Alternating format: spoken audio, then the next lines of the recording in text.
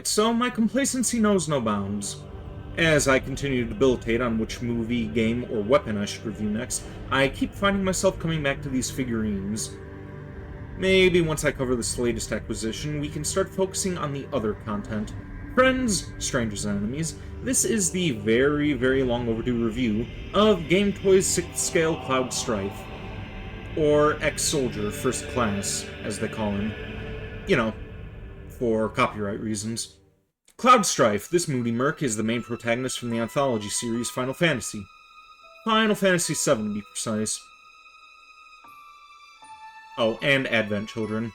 This is normally the part where I go over the background information on the character and the series that he's from, but honestly, this is one of those times where you need to just check it out for yourself.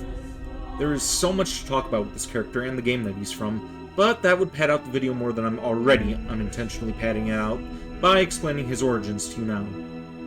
We're here to take a look at the figurine, and that's what we're gonna do.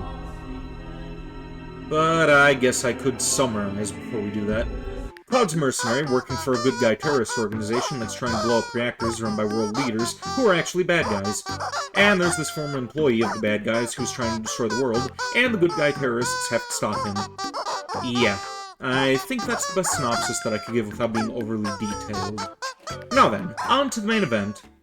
Okay, first thing we're gonna do as normal is check out the box.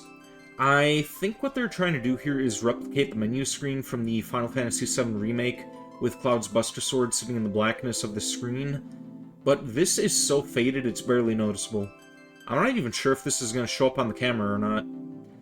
Above the faint impression of the sword, we have the Roman numerals VII, Cloud's name, rank, and the manufacturer's name. I believe they are trying to make this look like the menu select screen here, with the way that the letters are confined in these hazy boxes. And at the top of the box, it tells us that this is a 6th scale collectible figurine. We have more faint patterns on the lower left side of the front, as well as the sides themselves. And a disclaimer on the back along with the Gametoys logo.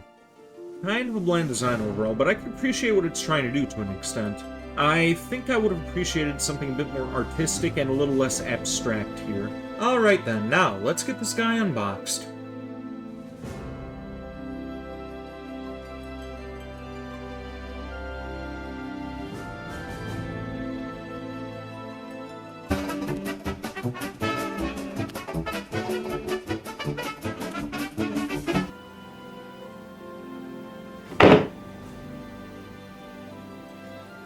The inside of the box has this layer of protective foam over the figurine, and beneath we have Cloud.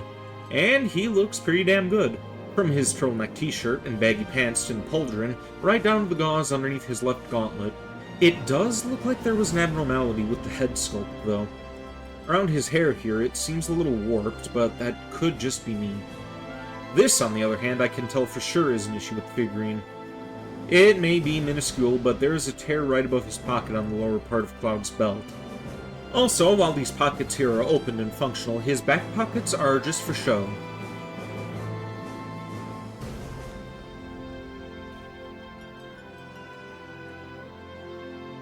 Oh, sorry about that. I know a couple of ladies out there, and maybe a handful of guys too, probably appreciate this view of Cloud's butt. So I figured I would linger for your indulgence. Moving on. His eyes are turquoise blue color, and while it looks like they were trying to give the illusion of him having the Mako eyes from the game, with the green that they added, I still find that this color coordination is a bit awkward. There could have been a better way to do this. As for the rest of the body, Cloud here has 2 sets of arms.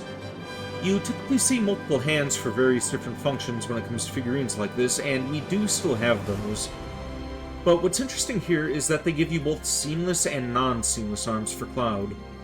The ones he came assembled with are the seamless ones, and while the name suggests that they have no blemishes of any kind, you can still see faint lines in skin where it was molded. Not that I mind though, it's kind of unavoidable. They also added details to him like veins, in addition to his muscles. Also, the paint holds onto this one and it doesn't rub off or get discolored when you're handling it. Unlike another figurine that I can mention. The jointed limbs also have muscles, but I don't think I want to use these unless Almighty Spirit forbid. The figurine suffers damage to it. Like I brought up in the Dragonborn figurine review, I prefer the seamless rubber when it's done right like this. Also in my Dragonmore figurine review, I actually posed him with his different hands and accessories. And I would do that here, but thankfully I read the instructions here first. It seems for this figurine you require a heating gun of some kind to install them, otherwise forced installation may cause the figurine damage. Either way, this may not matter in the end, as it also says that if I keep the arm bent too long, the skin will wrinkle and crack anyway. Well, I do intend to pose Cloud like this with his Buster Sword and leave him that way for the foreseeable future, so we'll just see how that holds up. You know, even if I didn't read those instructions, I think I'd have a hard time getting those other hands out anyway. They are packed so deep in this layer of foam here, I can't even pull them out without tipping it or tearing the foam to get them out. Now on to the accessories. It should come as no surprise that Cloud does indeed have his iconic Buster Sword, and props to Gametoys for doing something that Pure Arts didn't. In addition to getting the detail right down to the letter, the pommel here can be removed to easily slide the sword out of Cloud's hand. You see, now how hard would that have been to do with the steel sword on the Dovahkiin? Other accessories that Cloud comes with are a variety of materia, you know, those magical items from Final Fantasy VII, both large enough to hold in his hand and small enough to fit in his sword. And I know what you're thinking, you gotta go for the blue and green, but actually no. We're gonna go a different route here. I'm gonna go with my two favorites, and since we don't have any black materia here, we're gonna go red and purple. Two more things we have here are a flower from Best Girl, and a feather from the rotten awful bastard who really needs his skin peeled off and his blood spilled for the atrocities he committed against the world, and to the formerly mentioned Best Girl.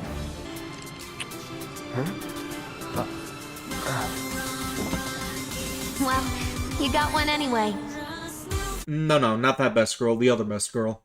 Stop the ship! I have a ticket! No, the other Best Girl. Cloud? Something wrong? No, the other Best Girl.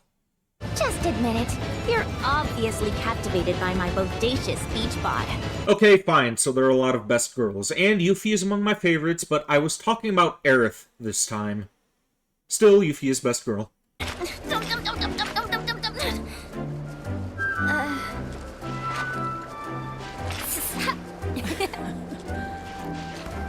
Anyway, let's take a look at the base. I'm not sure why I'm talking about this, it's just your generic black base for him to stand on. Though it is nice having Cloud's nameplate on it, I guess.